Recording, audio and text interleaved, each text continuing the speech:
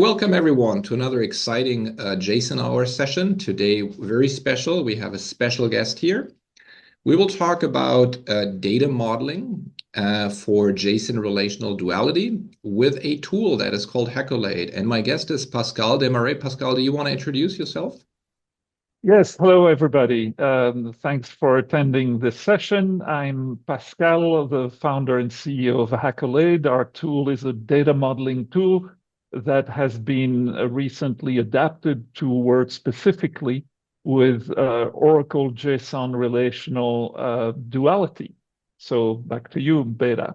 Yes. So before we get started with your tool, I think we first have to explain what JSON Relational Duality really is.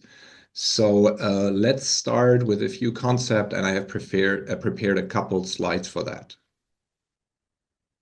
So in order to understand what JSON duality really is about, I want to motivate this with an example. And the example is a conference. So let's say we want to model an application to manage a conference. So at a conference, we have attendees, sessions, and speakers. And we could even think about this session here being like at a conference. So the attendees that are you, the session is this on JSON and Hackolade, and the speaker, that's me and Pascal. And what I'm showing here is called an ER diagram. This is by far not new at all. This is like invented in the 70s. And it consists of you defining the entities. Those are the real world things, and entities form relationships. So here we're saying, for example, a session has one speaker, and a speaker is reusable. They can give multiple sessions, and attendees can attend multiple sessions, and each session is attended by multiple attendees. So those are called the cardinalities. And the nice part about this model, the entity relational model, is that it translates quite mechanically into relational tables. So we see our attendee entity becomes like an attendee table where we list or where we have the columns that store the actual data. So now we see three entities. Why do we have four tables? The reason is this end-to-end relationship. So that needs its own mapping table, which basically stores the foreign keys to attendee as well as session.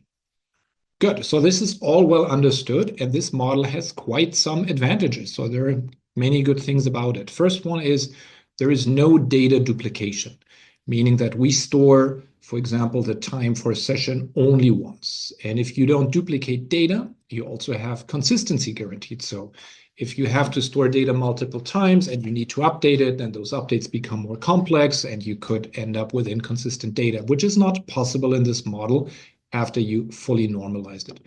The other big benefit is the use case flexibility. So without knowing how we're going to use these tables, we just looked at these entities, and now we can have many different use cases. We could say, hey, I want to model like an attendee schedule. I want to have like a room plan, or I want to find out what sessions happen in the same room or in the same time. I can do a speaker schedule. So it's really very use case flexible. Another good thing is a declarative language with SQL. So I don't have to code the operations. Instead, I express them in SQL statements. But this model also has some things that are not so good. So not only do you know all your entities, which usually is a simple thing to do, but you also need perfect knowledge about the schema, meaning you have to know all the columns, their data types before you can insert your first data. So for example, is the name and the phone number for a speaker enough? Wouldn't we need like an email address, etc.? So it's harder to evolve. It's not really schema flexible. Another disadvantage is that normalizing often breaks single business objects into multiple tables. So imagine you had something like a customer object and customer have addresses and phone numbers, whatever. So you may end up with multiple tables to store a single business object. So if you have an application operation like adding one customer, it's not a single insert. It would be an insert into all the tables that make up a customer. So this is also called the object relational impedance mismatch. So what does it mean? Like if we were an application developer and we wanted to solve one use case, which would be, for example, a schedule for an attendee, in order to solve this use case, we would have to join all the participating tables. So we would have to know what tables do exist, how do I join them, what information to extract. And you may say, well, for 4 tables, that's really simple. But we see for large schemas like enterprise users that they have hundreds, thousands, or even tens of thousands of tables. And then for an application developer, it's often the case that they don't really know that relational schema. So coming up with that SQL is quite complex. So what these people would prefer instead is have a much simpler interaction with the database where they could say, hey, give me the set schedule for Jill, and they want all the information to be included in that. And that is the value proposition of JSON document databases.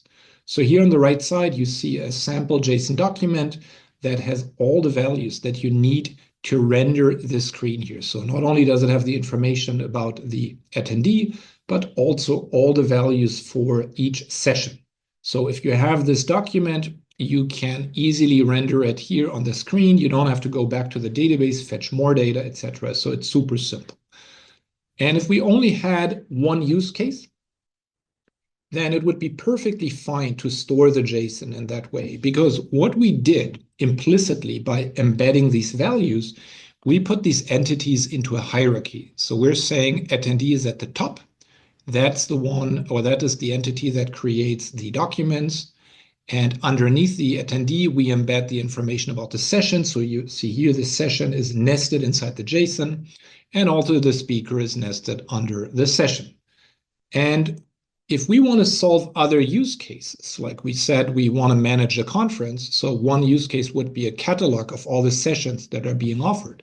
And here we use the same entities, but we use them in a different hierarchy. Now we want one document for each session with a speaker and maybe some attendee information embedded, like maybe how many attendees already signed up. So here, it's no longer the attendee at the root, it's the session. And similarly, if we wanted to make a speaker schedule, the speaker would be on top. So what we realize here, after briefly looking at the application, is we are not able to find a single JSON hierarchy that solves all use cases. We would need 3 different hierarchies where the JSON would look quite different in each representation. It would have maybe similar values because those are shared, but they would occur in different places. This is just a property of a hierarchical data model like JSON or XML. So the good thing about JSON was that for a single use case, a JSON object contains all the information, and I can also retrieve it with a simple like get-like operation. I don't have to do multiple round trips. But the bad thing is, unless I have really a very simple use case, a single hierarchy will be very hard to find or even impossible. So now, if I cannot find a single JSON representation or JSON hierarchy, well, what do? I may choose to store JSON in each of these hierarchies, and then I would be repeating the same values. I would do duplications. And now if I have an update, now the same value that I want to update occurs in many different documents. So my updates become more complex, slower.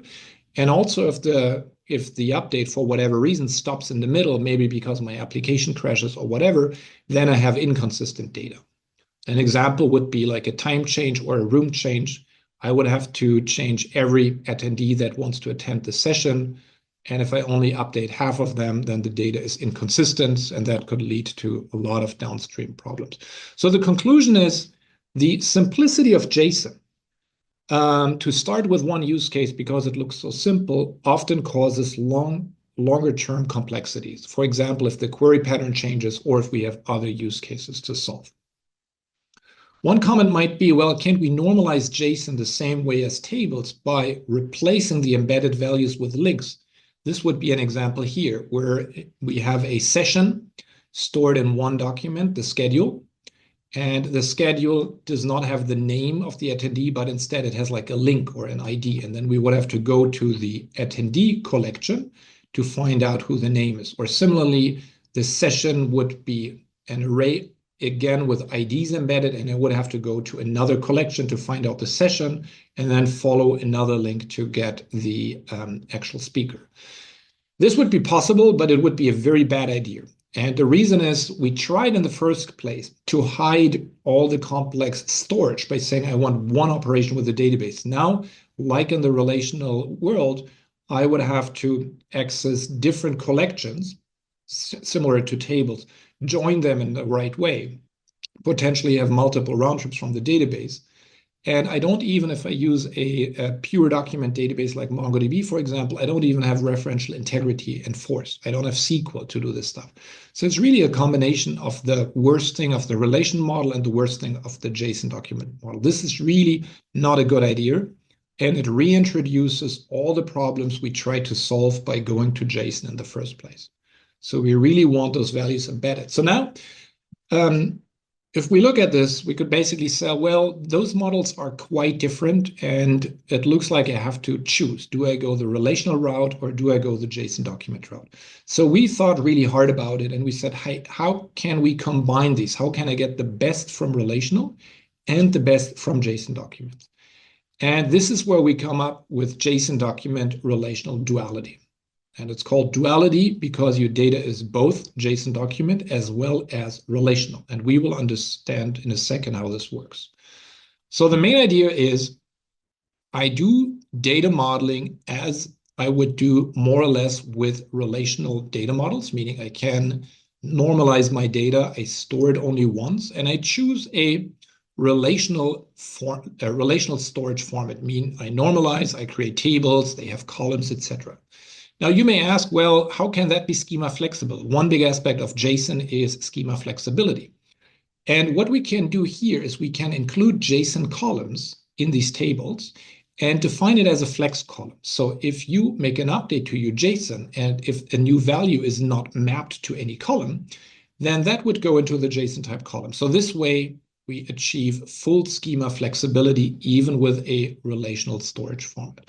This is why I said it's similar to relational, but it's a bit more powerful.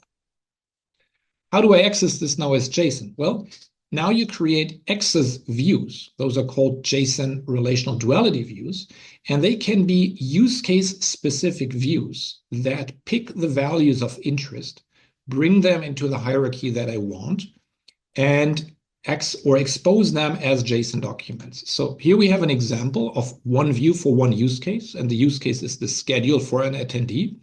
Let's focus on the right side for now. So this is the schedule for Jill. I see all the information about Jill, like her name, the company, and I do see the session that she attends. So there is an array for the schedule, and inside I have the information about the session, the time, room, and speaker, etc. And the way we define this view is by using either SQL statements or a little shorter is GraphQL syntax, which we see here. So both are equally possible, SQL or GraphQL. And what I do is I nest the values that I want in this view. So you see I select from the attendee table, and then I can pick from attendee the columns I want, and then I select the other table. So for my schedule, I have to go to attendee sessions. For the session, I go to the session table, and for the speaker. So what I do, I have these tables that represent entities without any hierarchy, so they're each independent. And in my view definition, I can really bring them into the hierarchy or into the shape that I really want. I can pick the columns that I need. So for example, for the attendee schedule, we don't want the phone number, so I can omit it. So this has also some interesting data privacy aspects that I don't have to expose data in this use case if I don't need to. And even better, I can define what parts I'm allowed to update. So for this schedule view, we only want attendees to add or remove sessions. So they can say, I'm attending this session or I no longer attend the session, but we don't want them to allow information for a session. Like we don't want them to allow to change the time or the room or the speaker. So those parts would be read-only, but you can add and remove object from this array. So this array becomes updatable. And this is centrally defined inside the database, also enforced in the database. Doesn't matter if you try an update from a document API, Mongo API, REST, or SQL. It is not enforced outside the database. It's defined and enforced inside the database. So what does it mean? It means that if you select from a duality view, you get back a JSON document that looks and behaves the same way as if you would store it, but it's not stored in this way. It's really mapped to the table, which also allows the values to be shared across documents. So this document has all the information I need for this use case. I don't have to do like a second round trip or dereference IDs, whatever. And I can also update it. So let's look at how I query it. So this is a query operation first. So here we use SQL. I can select from the view. I can have a where clause that finds me the schedule for Jill. So you see we can navigate inside the JSON.name and compare it with Jill. Or if I prefer a document API or MongoDB API, I can just use a filter expression here, which is equivalent. So I can interact with the view, get the JSON as if it was stored that way. So it means for an application developer, they can do a simple get operation to fetch a JSON document. They don't have to know how it's being assembled. I like to compare that to Java interfaces. So if two people agree to collaborate in Java, they can define on an interface, and then you call the interface and you don't have to worry how it's implemented. It's similar here. The duality view abstracts the storage. So the storage doesn't have to be known to the application developer. All they do is they fetch a document, they can change it and return it to the database. We will figure out what the differences are and update the corresponding rows and columns. So it's very simple. Also, because all the duality views, we looked at one here, we looked at the session duality view. There might be others like room plan, speaker schedule, etc. Since they are built on top of the same tables, they immediately reflect the change. If you select it again, if some update has happened, it's consistent. So developers no longer have to worry about inconsistencies or complex operations. There's a lot more that from a feature point of view that duality views can do, but we wanted to keep it simple here. So the big message is we're able to combine the simplicity of JSON, like every use case is as simple as if you would store JSON, but because we map it to tables and we can share data, we also get the multi-use case power of relational, meaning if I have another use case, I just add another duality view, and I can access now the same data in a different shape. And with this, I hand it over to Pascal, who will show now how the Hackolade tool can be used with duality views. Thanks a lot, Beta. I was thinking here, listening to you, that often when different technologies converge, like here with the relational and document models, people may fear that there is some sort of compromise, that they will get something that does not work as well as each of the separate solutions. With Oracle's duality, it's the exact opposite. Users get a solution that is more than the sum of the individual parts, and that's really exciting. So let's talk now about the elephant in the room. And many people may have heard that data modeling is so last century, and that nowadays with agile development, there's no need for it. And we're here to restore a balance between too much data modeling, which may have happened in the past with these gigantic enterprise models. They're obsolete before they're done, and that often get in the way of getting things done. We don't want any of that. And on the other side, there's people who barely do any kind of data modeling, and that's because they do code first and some other reasons. But we all know that coding first ends up costing a lot more money and time than thinking first before writing the first line of code. So data modeling applications need to be nimble and agile enough to fit within that framework and create that balance. I'm Pascal Desmarais, founder and CEO of Hackolade, and we produce this kind of data modeling tool that is not only agile and not intrusive, but also supports the special characteristic of JSON, which is the ability to have complex data types, hierarchical structures, polymorphisms, and all of that packaged together in traditional entity relationship diagrams. We also support graph databases and lots of other technologies. So we, of course, support relational databases, and in particular, Oracle and Autonomous on OCI. We also support big data analytics and SQL-like technologies. in NoSQL and the different families. Of course, Oracle JSON collections stand out. And we also support a whole bunch of other things for databases and data exchanges, including Swagger and OpenAPI, Avro Schema for data lakes and Kafka, et cetera, et cetera. So lots of things, but we'll concentrate today, of course, on Oracle 23 AI.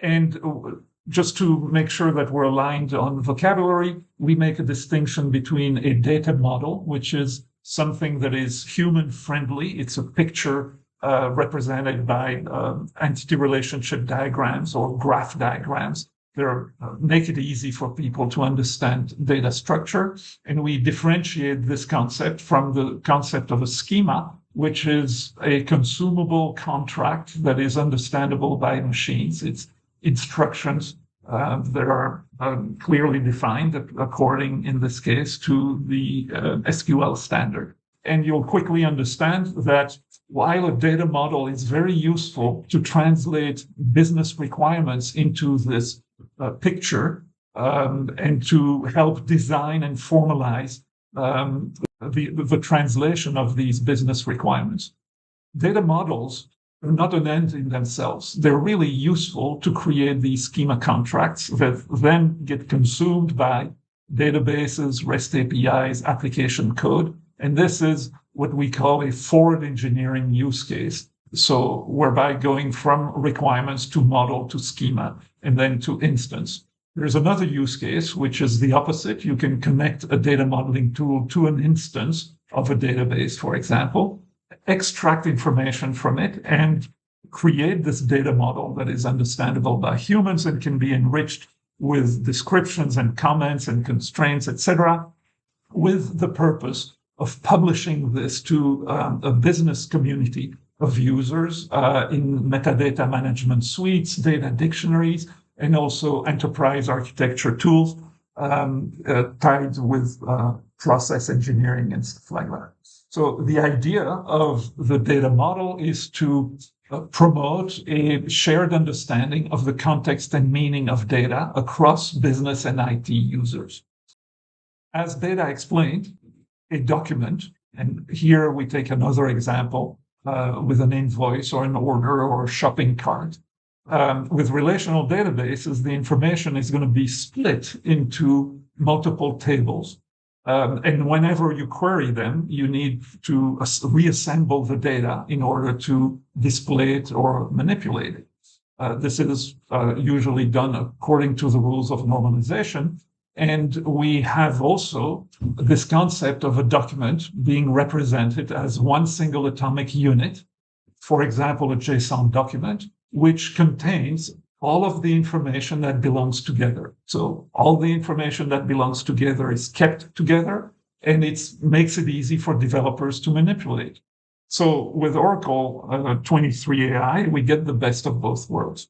What does that mean in terms of data modeling? Well, it means that you still have to model the data so it can be stored in a relational, normalized manner that makes the storage future-proof and application agnostic, so independent of future applications and future needs for the organization.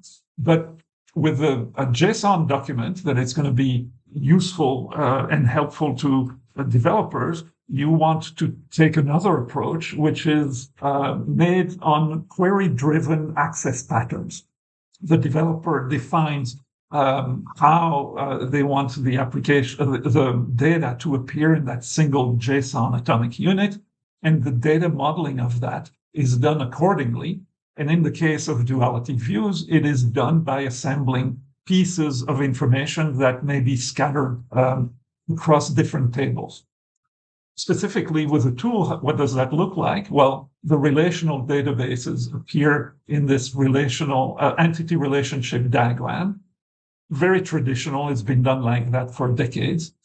And with the addition of duality views, you get screens that allow you to show the structure of that JSON document. So you notice here, we don't see any of the data. We only see the structure and the metadata, the characteristics of that data structure. And so you see here how these three duality views that were talked about by Beta have been defined here using elements that are already present in the relational tables. So this is done with a few clicks of a mouse. It doesn't, you don't have to retype information. You're just reusing pieces that already exist by following menus and forms that you fill out with the proper information that is expected by the syntax or the specification of duality views. You also see different ways of viewing the hierarchy of information. So this is what we call a schema tree view that helps visualize when things get complex, the hierarchical structure of the data.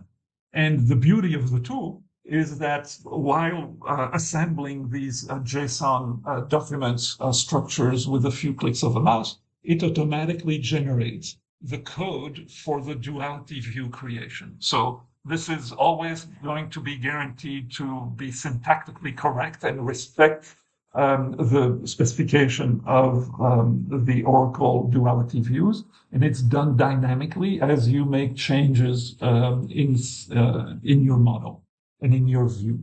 So for the forward engineering, we generate all of this. We can also do reverse engineering of existing duality views defined in SQL, and we draw the picture from all of that information. You should know that it's also possible to do reverse engineering of DDL files, so that would have been extracted from the database. A little caveat is that if you have JSON columns in collections, for example, our tool, when you connect to an instance, is able to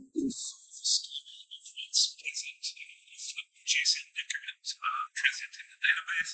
In a DDL that doesn't include any of the JSON information, then the tool is not able to show all of those schemas that we can infer from actual data.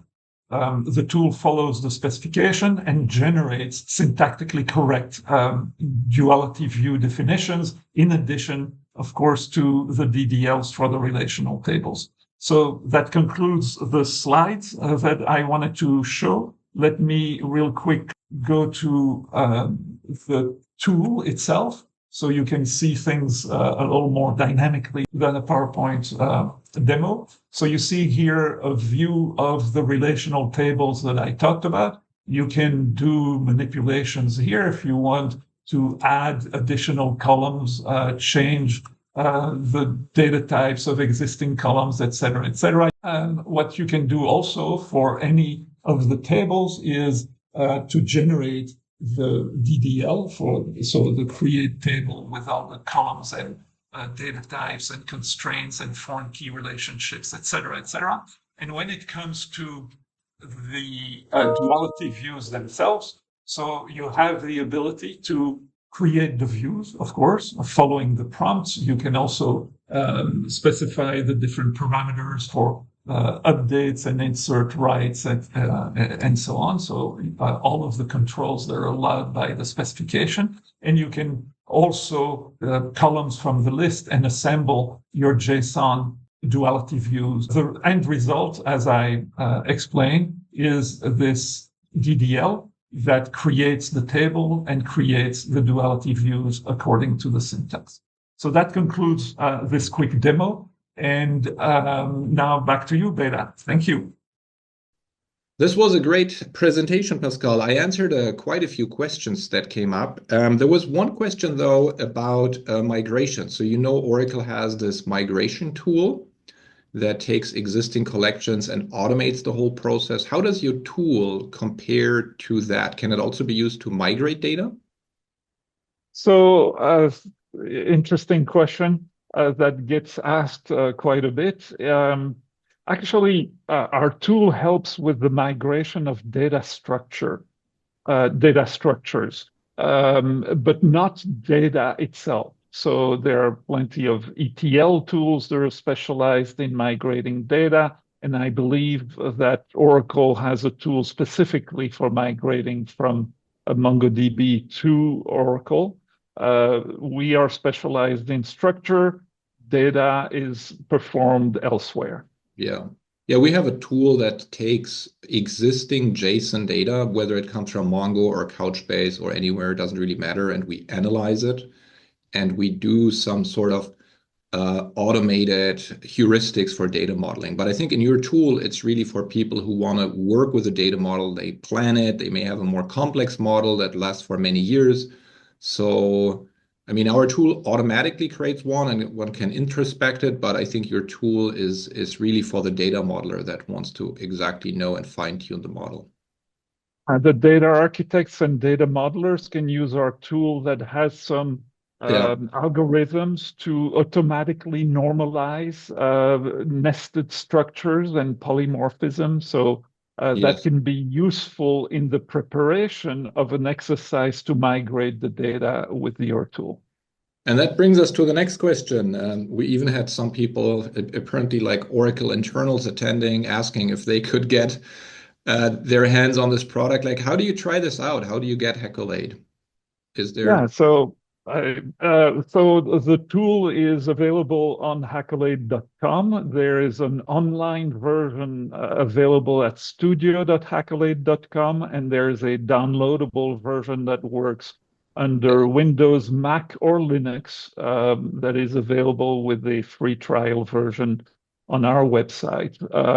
And I believe on your end that you have some interesting offerings as well, right? Yeah, I mean, we go into this time where people can use things for free.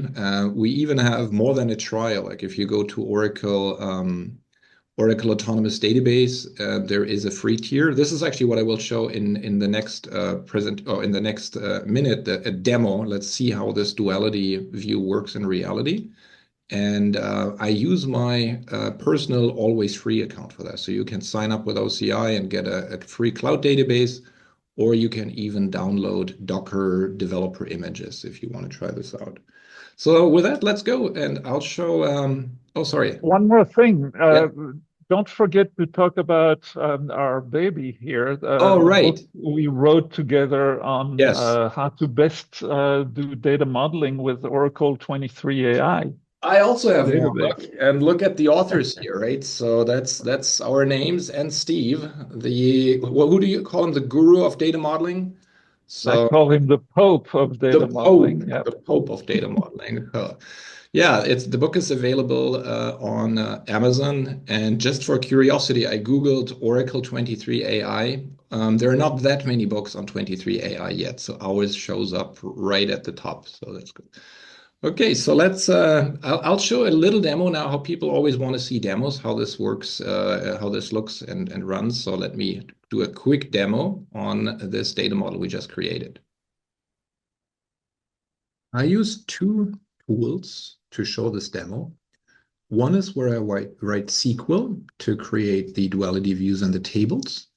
And the other tool is MongoDB Compass, where I will show that those views can be also accessed like JSON collections. So let's get started. I create a table here for our attendee entity, and I insert two attendees, Shashank and Doug.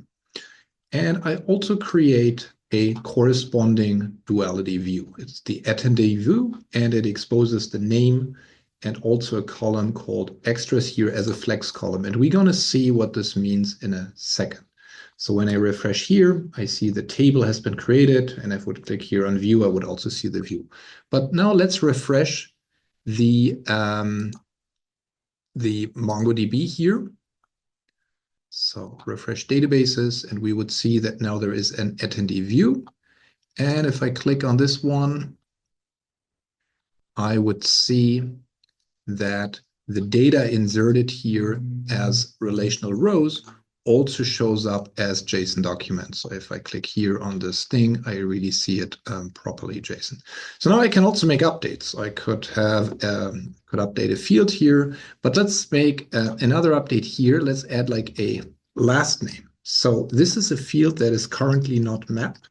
So I could say the last name is just G. And you see that here in that table, it does not have a column for last name. So does that update succeed?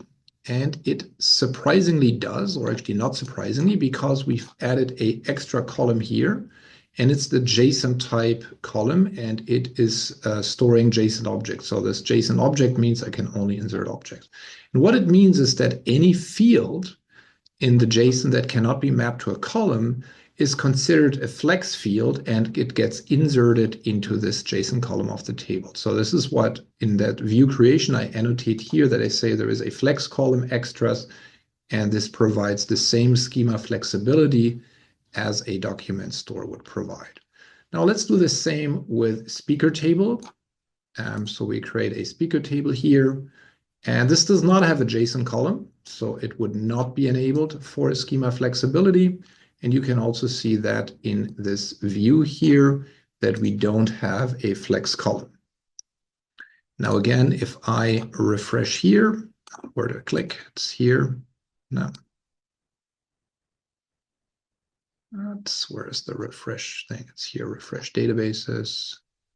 I see now that there is a speaker view, and in here we have the speakers. And if I would make a change here, and I would try to add a last name here, last name like an X or a whatever, adding a comma. If I click replace, now that would raise an error because that field last name cannot be mapped to any value here. Good. So let's complete the next things. I'm also adding a session. I'm inserting some data. I create the schedule and populate it with some values, and then I create the duality view. This is the one we also looked at on the slides in the example. It's the large. Doesn't work. Sorry, I got to. This is a demo. Let's just rerun the entire script here and refresh. So this is a new version of Compass where they apparently removed the refresh button. So this is why I have to click here. But now this is our schedule view. And I see that our two attendees, Shashank and Doug, that they have a schedule of the sessions that they are attending. And the interesting thing, I like to highlight this, is if we select from the schedule table directly, this has only the foreign key. So here we would say session number 2 has the attendees 1 and 2. So this information is really not human friendly. But the moment we select from the view, we not only get those IDs, but we also get the values, like what is the session's name, the session rooms, the speaker's name, etc. So we see it as JSON, or a bit more beautiful here in Compass and properly indented and etc.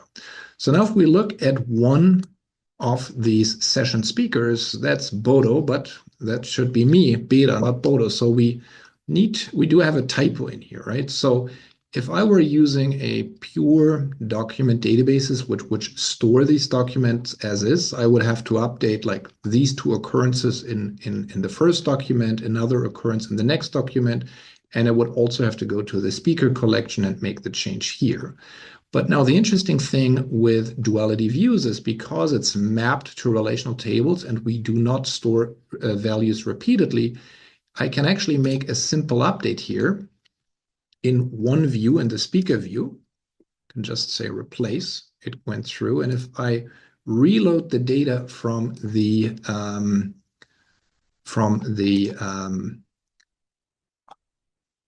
view, we see now I have to reload it. This is still the cache data. Refresh, and if we go to, oh no, this is the refresh button. Sorry, here's the refresh button. If I click this, then now these documents are fully consistent and the change is materialized everywhere. So this really simplifies the update. It's just one update in one place and immediately visible in all the other views where this is shared.